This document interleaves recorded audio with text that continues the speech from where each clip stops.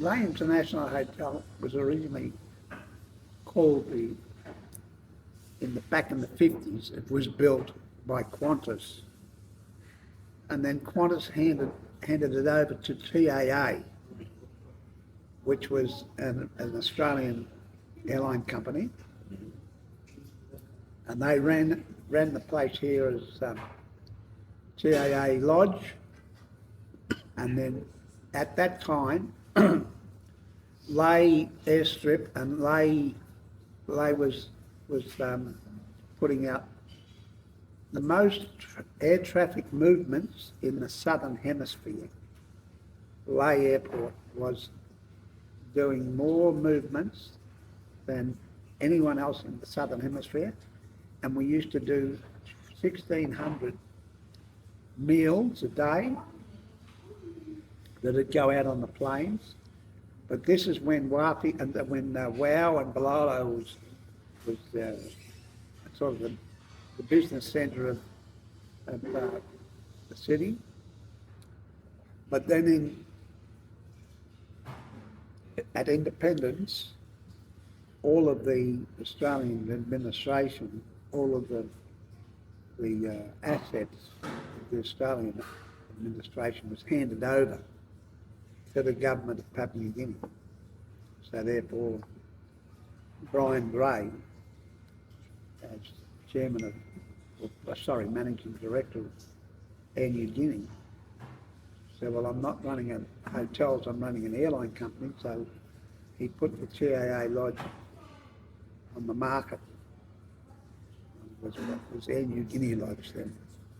Put it on the market, and a consortium of myself, Graeme Dunnage, Graham Francis, a lawyer, John Haugie, Papua New Guinean citizen, and Robin Kumaina, Papua New Guinea citizen. We purchased the operation, and it's got to be noted that at the time we had to have 20% local equity. Sorry, 49%. But anyway, we went to the provincial government to ask the provincial government if they were interested in taking shares in the hotel. And unfortunately, at the time it was Utila Samana, who was I think governor then, or what they call governor or administrator, I'm not sure. But anyway, Premier, yeah. Correct. Yeah. You got a very good memory.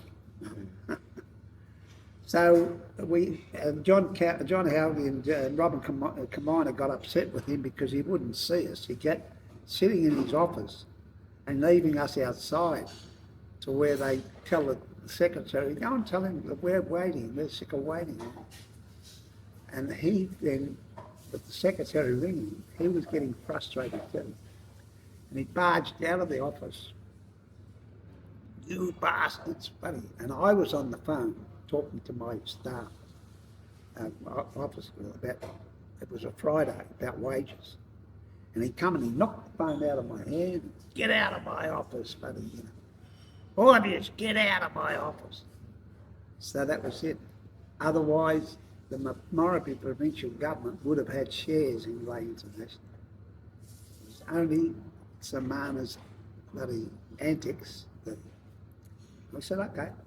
And that's when we increased Graeme and I had 33% each, and the rest was John Haugie, Robin Kumaina. I don't know if you knew John Haugie, huh? Yes, I knew him, yeah. Did you know Robin Kumaina? I did. He was no, I didn't. He was the ambassador to Indonesia. Oh, okay. Polite. Good guy. But, yeah, that's what happened there. And then, of course, we bought it. And over the years, we had Sir Danny Lae and Mike Bromley, Sir Mike, come and offer us to let them lease it and let them. They were always interested in buying Lae International Hotel, and because they were steamships. But I said, never. I said, you guys, if you guys got the Lae International Hotel, you'd stuff it up. They didn't like it. I told the chairman of Swire, you guys don't maintain your hotels, you don't put the money back in. I said, you get the Lae International, you'd stuff it up. So therefore, sorry, I'm not selling to you. Prices to sell. You'd be the last one. So, yeah, Mike, well, Sir Danny's dead, but Mike's still going. But I've always wanted, they know that this is the premier hotel. Even with the mellow, they won't do anything, because now that I'm spending this 30 million, they're going to say, well, I'm way in front of them, and to get their money back, take them years and years and years. So we'll just see, we just wait, just see what they do. But that's what it's about. The hotel I built, even the governor, the Prime Minister have given me best wishes for the hotel as a leading international hotel in the city of Lae. I think, well, people coming in internationally, what do they expect?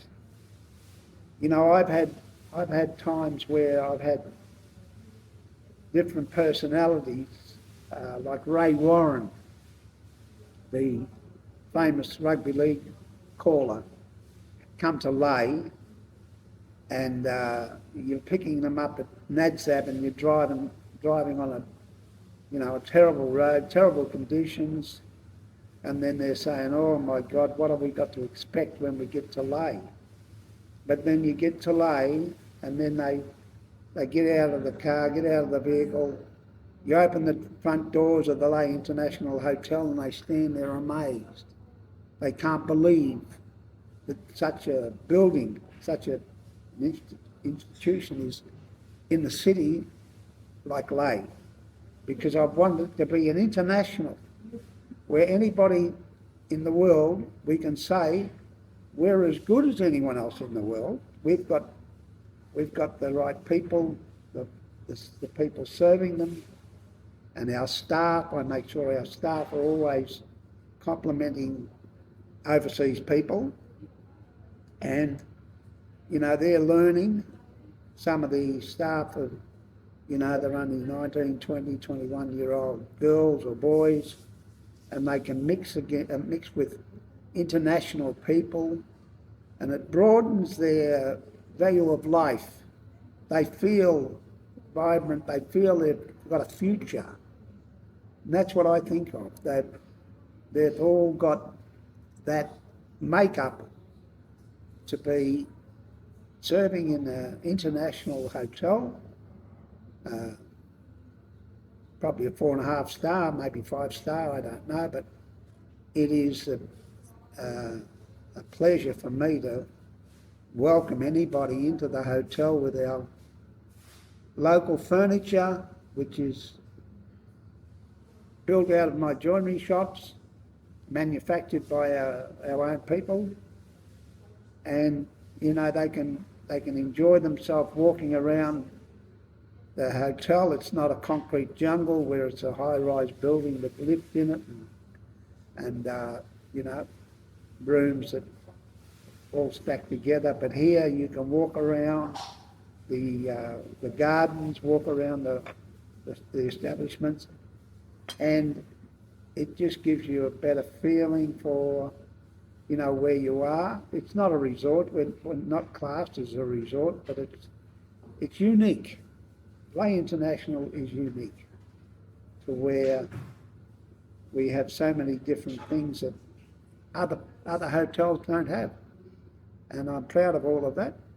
And it's been the staff that make it, and I congratulate my staff always, the young people that been given the opportunity to work, and that's what I love doing, giving people the chance and the opportunity to work.